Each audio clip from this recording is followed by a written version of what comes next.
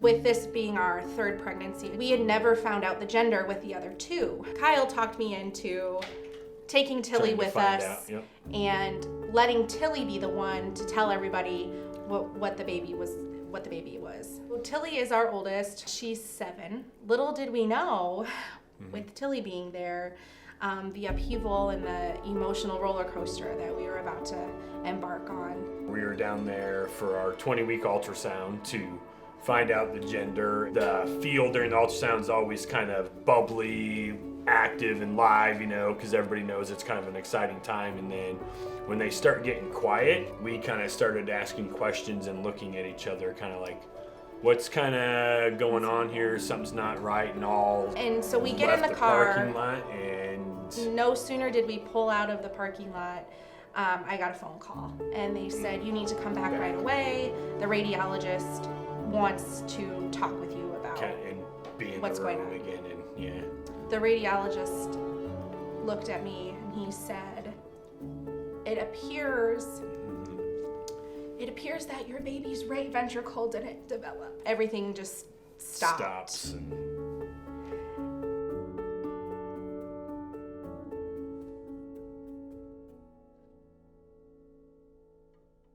After the echo was done, we learned the official diagnosis, which was Hypoplastic Right Heart Syndrome with tricuspid atresia and a VSD. So her right ventricle didn't develop, and neither did her tricuspid valve, and then she had a hole between her heart, which was the VSD. So, we got our official diagnosis. I was 20 weeks pregnant. We had 20 weeks to process everything, to get a crash course in cardiac speak. And Adira was born on March 28th, 2016. All of the, you're probably not going to be able to hold your baby after she's born. All of that went out the window because she was doing so well after she was born that I did get to hold her for a very brief couple minutes, for like a minute enough or two. To get a picture before they whisked her off to the NICU to start all of the testing. She was only in the NICU for maybe 24 hours, and they moved her to the PICU. And we were in the PICU for about a week. They keep saying, oh, she's doing great, but it's still there in the hospital for 13 days? Yeah, the doctors were becoming more and more optimistic. When her PDA finally closed, her heart was doing what it was supposed to be doing. Her 3 heart defects kind of worked in unison to keep her from having her newborn surgery. The first 6 months were the hardest. Yeah. She didn't want to eat, but then when she was 6 months old, that is when she had her first surgery, called the bidirectional Glenn.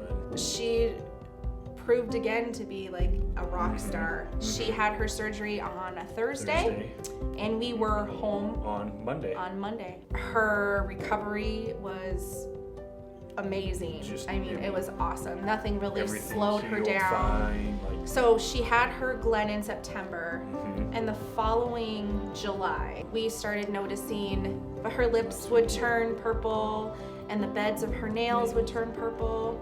It just kind of started happening more frequently. We had to track her oxygen saturations daily. And we started seeing them consistently drop, getting lower and lower. In November of that year, she'd woke up one morning. I was getting ready to go to work, and I was getting ready to take Adira to daycare, and she just laid down on the floor in the kitchen. And so I take her to the pediatrician's office. She was fine. She didn't have a virus. Her lungs looked as they should have. It was just the AVMs were now in full force, I guess. From that day on until she had her Fontan, she was on oxygen full time. 24/7. 24 hours a day. And so in April, at the end of April 2018, so she had just turned 2. We were expecting her Fontan around this time, around 3.5 to 4. But because of the AVMs, we had to bump it up. So she just turned 2, and a month later she had her Fontan. In true Adira form, we were in and out of the hospital in 10 days. We did bring her home on oxygen just because of it was another major surgery, but she was only on that for about a week. Her energy levels were through the roof. She was motivated to keep up with her sisters. She wanted to be with her sisters. She wanted to be outside, run.